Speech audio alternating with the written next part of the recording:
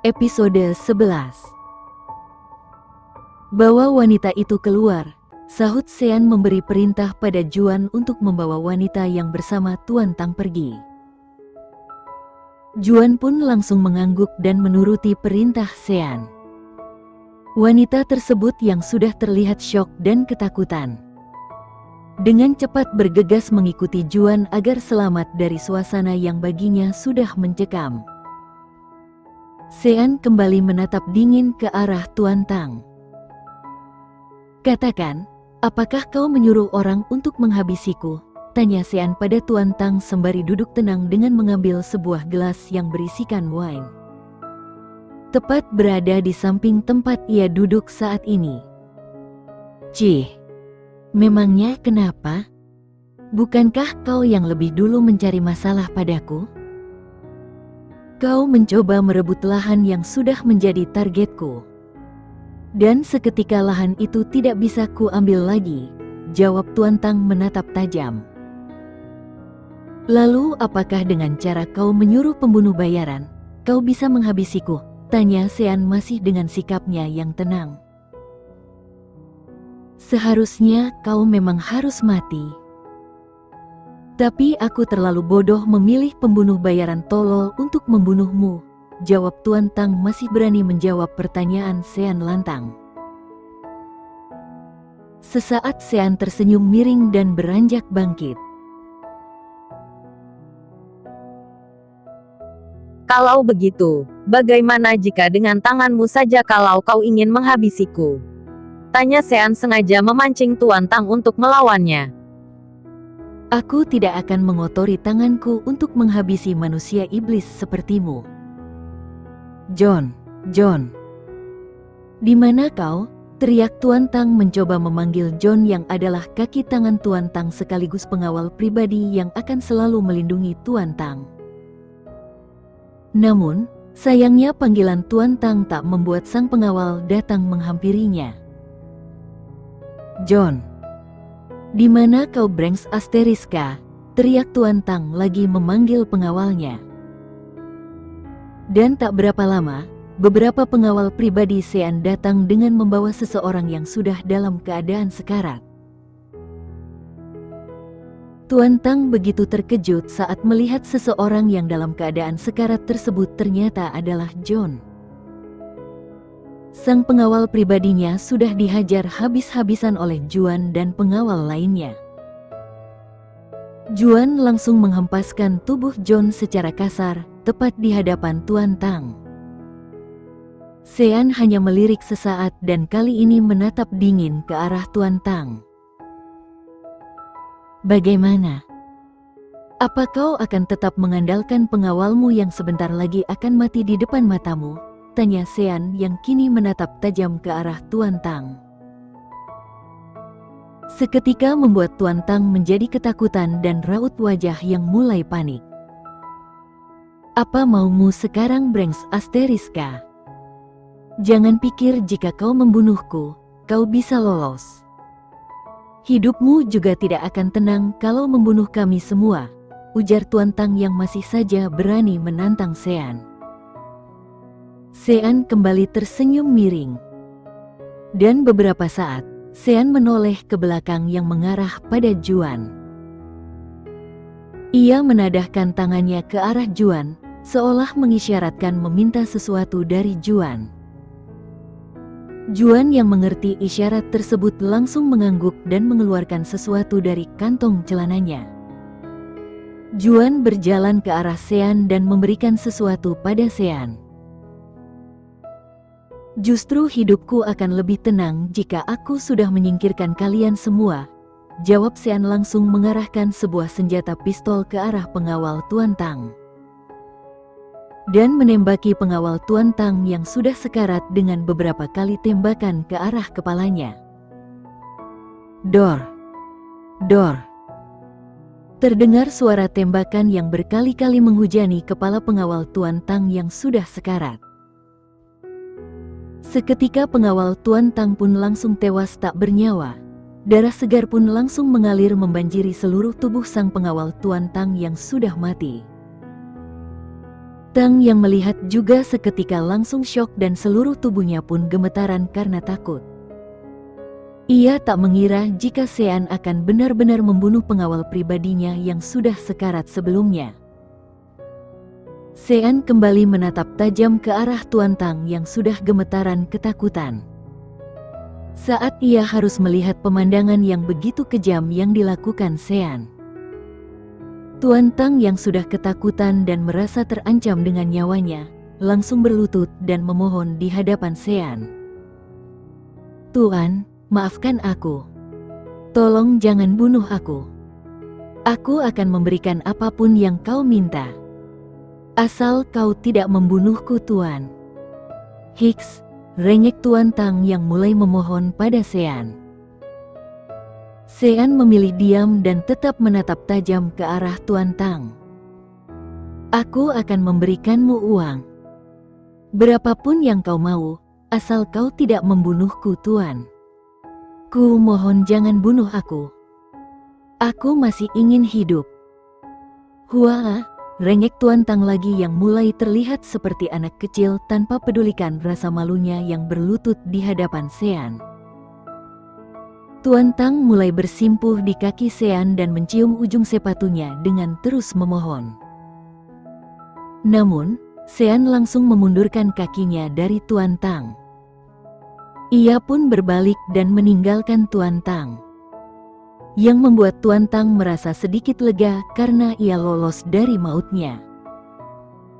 Namun, sebelum ia akan meninggalkan tempat tersebut, sesaat Sean ke arah Juan yang sudah kembali. "Habisi dia, dan ambil alih tempat ini. Pastikan mayatnya lenyap tanpa siapapun yang tahu," ucap Sean memberi perintah pada Juan. Juan langsung mengangguk dan menuruti perintah Sean. "Baik, Tuan," jawab Juan. Mendengar perkataan Sean, Tuan Tang seketika panik dan ketakutan. "Tuan Sean, tolong jangan bunuh aku. Ampuni aku, Tuan." "Tuan," teriak Tuan Tang yang memanggil Sean. Sean yang tidak peduli, langsung meninggalkan tempat Tuan Tang. "Breng asteris ek kau Sean. Kau akan menyesalinya. Aku bersumpah," umpat Tuan Tang yang kini menyumpahi Sean yang sudah pergi. Sementara Juan, tanpa berkata apapun, melayangkan sebuah pisau ke arah tubuh Tuan Tang dan menusuknya berulang kali ke tubuh Tuan Tang, hingga membuat Tuan Tang tewas seketika. "Maaf Tuan Tang. Hidupmu harus berakhir seperti ini," sahut Juan menatap dingin dengan keadaan tangannya yang sudah berlumuran darah. Juan pun langsung beranjak bangkit dan membersihkan tangannya dengan kain bersih yang diberikan oleh pengawal lainnya. Juan terlihat tenang dan tanpa merasa takut saat menghabisi Tuan Tang. Karena ia sudah terbiasa dengan pekerjaannya yang selalu menghabisi nyawa musuhnya atas perintah Sean, tanpa khawatir dengan resiko yang akan dia tanggung. Sebab setiap ia melenyapkan musuhnya, tidak ada satupun orang yang akan mengetahuinya. Seolah menjadi rahasia gelap dalam persaingan dunia mafia mereka, Juan pun selalu membereskannya dengan sangat bersih dan dapat mengambil alih apapun yang dimiliki musuh yang sudah ia lenyapkan. Sean juga mempercayai Juan untuk membereskan setiap orang-orang yang akan mengkhianatinya dan musuh-musuh yang mencoba untuk menyingkirkan dirinya. Bagi Juan juga menjadi suatu kepuasan jika sudah menghabisi musuhnya dengan tangannya sendiri. Karena ternyata Juan memiliki jiwa seorang psikopat yang tidak akan ada rasa kasihan jika sudah menghabisi nyawa seseorang. Asteris, asteris, asteris. Darren datang ke kediaman Sean tanpa sepengetahuan Sean. Darren sengaja datang tanpa memberitahukan Sean karena ingin bertemu dengan Lisa, gadis yang ternyata sudah membuatnya begitu penasaran. Saat akan memasuki kediaman Sean, Adelia langsung menghampiri Darren. "Selamat siang Tuan Darren," sapa Adelia. Darren hanya tersenyum pada Adelia. "Pamanku tidak ada di sini kan?" tanya Darren ingin memastikan lagi. "Tidak Tuan, Tuan Sean sedang pergi," jawab Adelia. "Bagus. Ku dengar, calon istri pamanku tinggal bersamanya. Bisa aku bertemu dengannya?" tanya Darren. Iya memang benar Tuan Darren. Tapi saya tidak tahu apakah Nona Lisa boleh bertemu dengan siapapun, termasuk Tuan sendiri, ujar Adelia. "Pasti diperbolehkan. Dia tidak akan marah, apalagi aku masih keluarganya. Biarkan aku untuk bertemu dengan calon istrinya paman," ujar Darren berusaha membujuk Adelia. Sesaat Adelia pun berpikir sejenak. "Bagaimana ini? Kira-kira Tuan Sean akan marah atau tidak ya, jika ku biarkan Nona Lisa bertemu dengan Tuan Darren?" Batin Adelia yang sedikit bingung. "Sudah kau tenang saja. Aku yang akan bertanggung jawab jika pamanku marah nantinya," ujar Darren menjamin dirinya. Adelia pun menatap Darren dengan penuh keraguan. Iya baiklah. Akan saya panggilkan Nona Lisa untuk bertemu dengan Tuan," jawab Adelia yang terpaksa menuruti permintaan Darren. "Yes. Bagus, kalau begitu aku tunggu di dekat kolam. Dan jangan lupa siapkan minuman untukku. Aku sangat haus," kata Darren langsung bersemangat sambil tersenyum lebar karena merasa senang. Adelia langsung mengangguk dan meninggalkan Darren menuju kamar Lisa. Sesampainya di kamar Lisa, Adelia menghampiri Lisa yang sedang duduk termenung memandangi luar jendela. "Nona. Maaf saya mengganggu Nona," sahut Adelia. Membuat Lisa langsung menoleh ke arahnya. "Ada apa Adelia?" tanya Lisa. "Ada seseorang ingin bertemu dengan Nona," jawab Adelia. "Seseorang? Siapa? Apakah dia ibuku?" tanya Lisa yang seketika langsung panik. "Ibu, bukan Nona. Tapi Tuan Darren, saudara Tuan Sean," jawab Adelia. "Tuan Darren?" tanya balik Lisa yang bingung, karena merasa tidak mengenalnya. Saat Lisa akan menemui Darren, terlihat Darren yang sedang duduk santai sambil memandangi kolam renang. "Maaf, Anda siapa? Kenapa ingin bertemu dengan saya?" tanya Lisa dari belakang karena masih tidak mengingat Darren yang sebelumnya pernah bertemu dengannya. Darren pun langsung menoleh ke arah suara Lisa. "Hai, apa kabar?" sapa Darren mengangkat tangannya. Lisa masih terlihat bingung dengan Darren yang masih asing baginya. "Anda siapa?" tanya Lisa penasaran dan bingung. Sesaat Darren menghela nafasnya. "Ya, ternyata kau memiliki ingatan yang tidak bagus," ujar Darren menyindir Lisa. Lisa hanya mengernyitkan alisnya ke atas. "Aku Darren, yang pernah bertemu sebelumnya denganmu. Saat kau bersama pamanku," jawab Darren menjelaskan.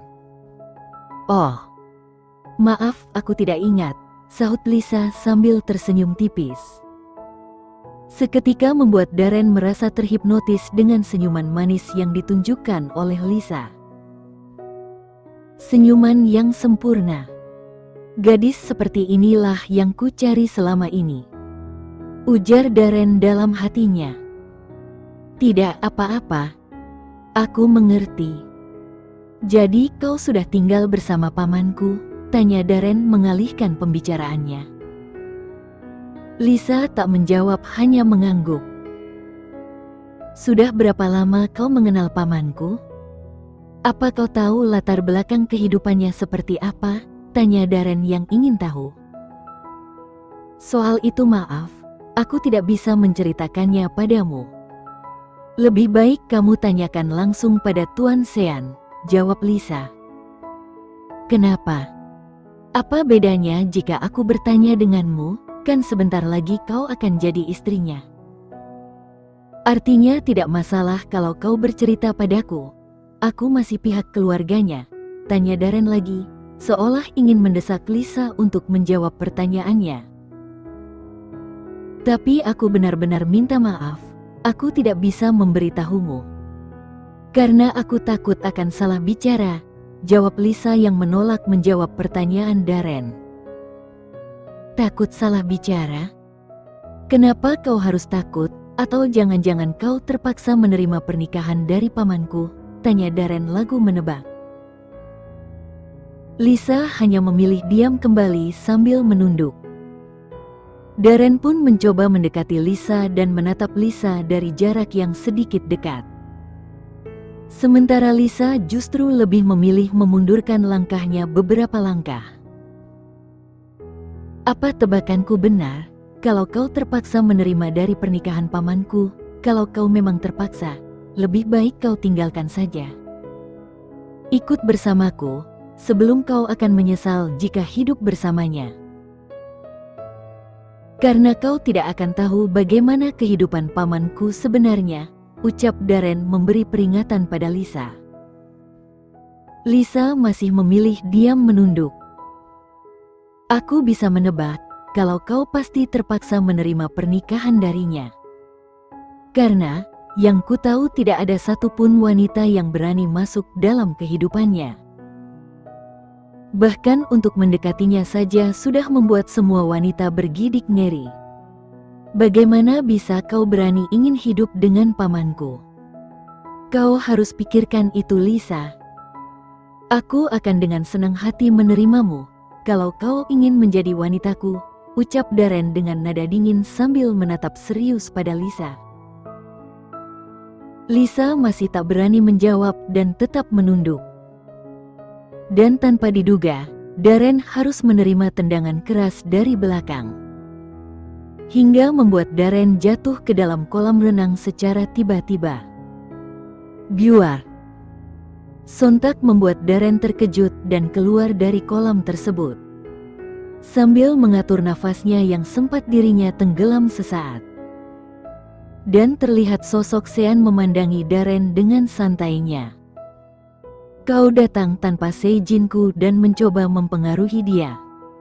Dengan menjelekkan namaku. Kau pikir kau bisa melakukannya, J, sahut Sean dengan sikap tenangnya. Sementara Lisa hanya bisa terdiam dan terkejut melihat tindakan Sean yang datang tanpa sepengetahuan dirinya. Darren hanya bisa tersenyum sambil mendengus kesal. Pergi dari sini dan jangan coba mendekati dia lagi. Kau dilarang datang tanpa seizinku.